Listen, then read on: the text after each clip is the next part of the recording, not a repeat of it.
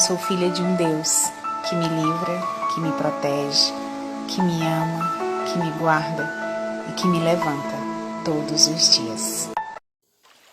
Vamos mais uma mensagem. Nossa mensagem hoje, ela vai falar sobre a oração. Como eu falei para vocês, eu pertenço também, eu sou adventista, mas eu pertenço a uma igreja virtual. Por que essa igreja virtual? Porque essa igreja virtual, ela vai mais rápido. Então, essa igreja virtual, ela é comandada pelo ministério que o pastor Ivan Saraiva, ele que comanda esse ministério, né? Então, o que acontece? Acontece que essa mensagem, ela vai mais rápido, através dessas mensagens, ela vai mais rápido, né? Veja só, o céu, ele começa aqui na terra, pois a vida na terra é o princípio da vida no céu. No céu, Deus é tudo em todos. Isso é uma coisa que nós temos a certeza. E isso só é possível através da oração. Porque olha o que aconteceu. Estava Jesus em um determinado local e com os discípulos, e um dos seus discípulos falou assim: Senhor, nos ensina a orar. E Jesus, na mesma hora, ensinou. Ele não perguntou assim: Jesus, como orar? Ele disse: Jesus, ensina-nos a orar. Então, Jesus, na mesma hora, ele ensinou a oração do Pai Nosso. Nós lemos o versículo 11 nós lemos o capítulo 11 do versículo 1 de Lucas. Então, ele ensinou a oração do Pai Nosso, né? Porque nós vemos também Salmo. A oração é o abrir do coração. Salmo 62, 8. A oração é o abrir do coração a Deus como um amigo. É a chave das mãos da fé para abrir o celeiro do céu, onde se acha armazenado os ilimitados recursos da onipotência, né? Porque Deus é uma onipotência, é onisciente. A oração é a respiração da alma, é o segredo do poder espiritual. Como devemos orar? Mateus 6,6, ele sempre diz: ora em nome de Jesus. E o modelo da oração do Pai Nosso é um modelo universal, né? Foi feito um modelo universal. Então, quando o próprio Jesus, ele no sermão, uma vez, no sermão da montanha, ele orou o Pai Nosso. No sermão da montanha. Então, o próprio Jesus, ele proferiu a oração modelo, que é o Pai Nosso. E ela é uma oração universal. Então, Pai Nosso que estás nos céus, o que é? Deus aqui é chamado de Pai. Não apenas pelos cuidados paternos, não, a seus filhos não. Mas porque Ele está mais disposto a nos dar boa dádiva a seus filhos do que os próprios pais terrenos. Deus está disposto a nos dar o melhor. Então, quando Mateus 7, 9 e 11 diz para a gente sempre estar em oração, né? Porque é um privilégio. Você lembra? Porque quando nós oramos, Pai Nosso, o que diz Gênesis 4, Gênesis 4, 9. Ele diz, Deus diz: onde está teu irmão?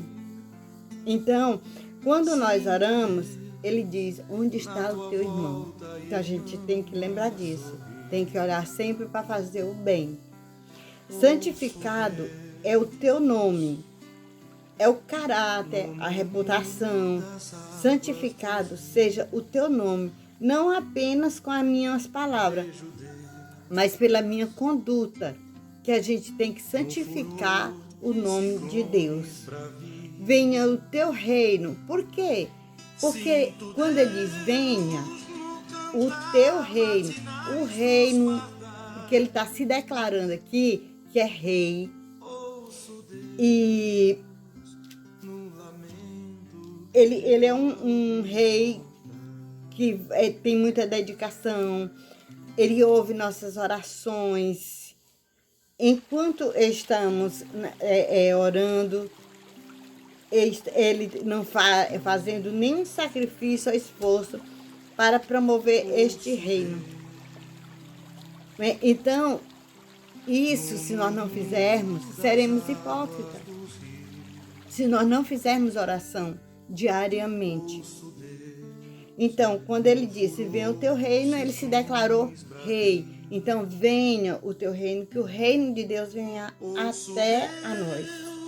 Faça a tua vontade, assim na terra como no céu. Por quê? Porque quando nós pedimos assim, faça a tua vontade, mas nós nunca esperamos que ele faça a vontade dele. Nós sempre continuamos a fazer nossa vontade. E não é assim. A vontade é de Deus, não é nossa. Então, quando nós pedimos, temos que pedir e aguardar. A gente tem que descansar. Porque senão, de nada vale. É uma hipocrisia, uma mentira. Quando a gente diz, venha o teu reino, e a gente faça a tua vontade, e a gente fica querendo fazer a nossa, né? Quando ele fala também assim, o pão nosso de cada dia nos dá hoje, ele não fala no pão só, o pão do nosso sustento. Ele fala também do pão físico, do pão espiritual. João 6,35 explica bem direitinho isso.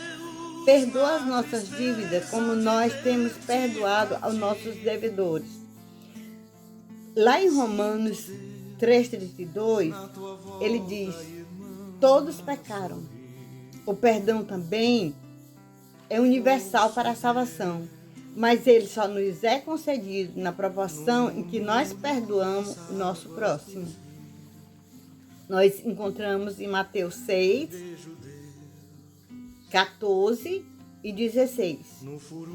Todos se esforçam para desculpar ou esconder seus pecados, permitindo que tenha medo do nome da gente não ir para o livro da vida. Então a gente às vezes tenta esconder nossos pecados, não adianta. Não adianta, porque de Deus nós não escondemos nada. Aí vem, não nos deixas cair em tentação, mas livra-nos do mal. A tentação em si não é pecado. É tanto que Jesus foi tentado. Vocês lembram que Jesus foi tentado? Então, a tentação não é pecado. O que é pecado, o que nos conduz ao pecado, é se nós deixarmos Satanás fazer a vontade de Satanás. Aí sim, se nós deixarmos fazer a vontade, mas se nós cairmos na tentação e nós nos conduzirmos no poder de Deus, o diabo não tem poder sobre nós. Então vem também, pois teu é o reino, o poder e a glória para sempre, porque ele é rei, rei para sempre. Isso implica em declarar que Deus é soberano, é eterno, é o Senhor do universo, dono da minha vida, dono da sua vida, né? Ele é rei. E o amém significa assim seja, sempre, assim seja. O amém significa isso. Então, quais são as condições para a gente orar e ser atendido? Nós vemos que é a fé, que está em Hebreus 11:6, Perdoar, nós vimos em Mateus 6, 14 e 15. Posteriormente, a gente já tinha visto esse versículo aqui. A sinceridade, que a gente vê em Provérbios 28, 9 e em Salmos 66, 18. A fidelidade, 1 de João 3, 22. Essas são as condições para a nossa oração ser atendida. Fé, perdão, sinceridade, fidelidade. A posição de orar, Lucas fala que a posição de orar é de joelho, mas nem sempre é preciso a gente ficar de joelho, porque muitas vezes nós oramos no trabalho, oramos quando estamos dirigindo, né? E a oração, ela vai até Deus sem precisar a gente estar de joelho, porque tem pessoas que pensam que só está de joelho, né? E quando orar? Nós devemos orar 3 vezes ao dia, como fazia Davi em Salmos 55, 17, Daniel 6, 10 e 11. Antes das refeições, Jesus, ele não comia sem agradecer. Em nenhuma das refeições dele, ele não deixava de agradecer. A gente vê em João 6, 10 e 11. Quando tentado, a gente vê 41, Mateus 41. E antes das decisões difíceis, Lucas 6, 12. Como devemos antes de orar. Se nós passamos por essas 3 coisas, assim, como fazia Jesus, tentado, antes de tomar decisões difíceis, isso nós devemos orar. Nós não devemos tomar nossa decisão. É por isso que eu mostrei antes o Pai Nosso para todos vocês. Porque qual era o costume de Jesus? Fazer a oração em família. Jesus fazia. E fazia em público. Agora, em particular, ele fazia sempre orações em particular. Ele procurava sempre ir a um monte. Ele gostava muito do Monte das Oliveiras, porque tinha muito pé de oliveira. E aí, lá, ele orava, porque orava sozinho. Nem o discípulo ia, ele ia sozinho. Porque ele queria ter uma comunhão sozinha com o Pai. É como nós, quando nós sentimos alguma coisa, nós devemos fazer isso. Procurar um cantinho, seja debaixo de uma árvore, seja em qualquer lugar. E lá nós fazemos nossa oração secreta, né, que é a vida da alma. Mas o que podemos fazer quando não sentimos vontade de orar? O que podemos fazer? O espírito de profecia responde essa pergunta nossa. Essa pergunta nossa, ela vem de como podemos orar. Vem da seguinte forma.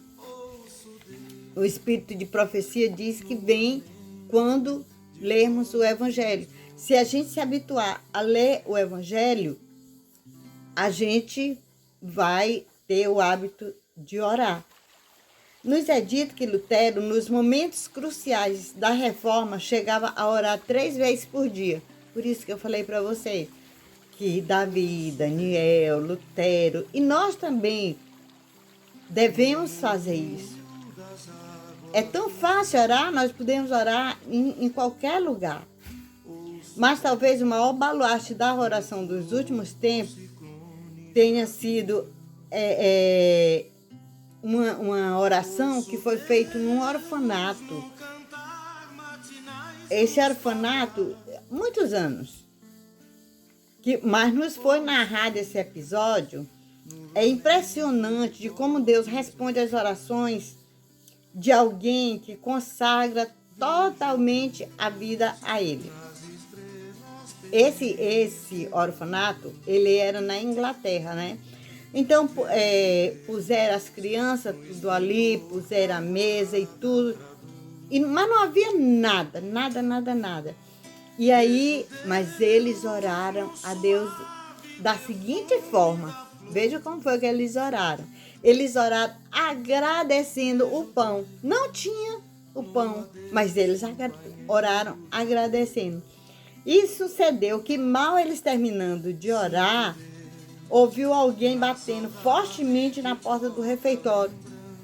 Um leiteiro vinha avisar que em frente do orfanato tinha acontecido uma carroça, quebrou as rodas e ele queria oferecer o leite que ele trazia para o orfanato, senão ia estragar. Olha a oração. Eles não tinham nada, né? E o leiteiro deu, né? E havia uma luxuosa padaria na cidade. Então, o que aconteceu? O condutor da padaria, ele fez uns pães que não eram um pão que pudesse fornecer a freguesia. Por quê? Porque o pão não tinha saído tão bom como eles queriam. Então, aquele carro parou, bateu na porta e trouxe muitos pães para ali. Então, é isso o poder da nossa oração. Tudo foi providenciado, Deus providenciou tudo ali no exato momento e que eles agradeciam sem nem ter, né? E em outra ocasião também,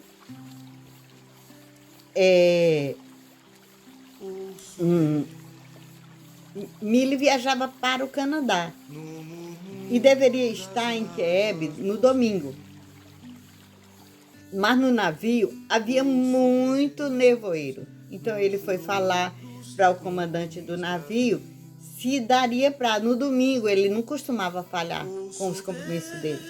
Então ele falou para o comandante se no domingo eles estariam lá. E o comandante falou que era impossível, com aquela nevoeira era impossível que o navio chegasse lá. Aí ele convidou o comandante a se ajoelhar com ele e os dois se ajoelharam e George orou primeiro, simples e fervorosamente. O comandante incerta na sua prece quando eles começaram a orar, não precisou nada. O comandante disse: todo nevoeiro se removeu. Todo nevoeiro se removeu. Então, o que aconteceu? Eles tiveram a oportunidade de chegar no domingo.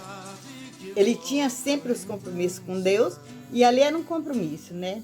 Na verdade, a oração da fé é a maior força do cristão.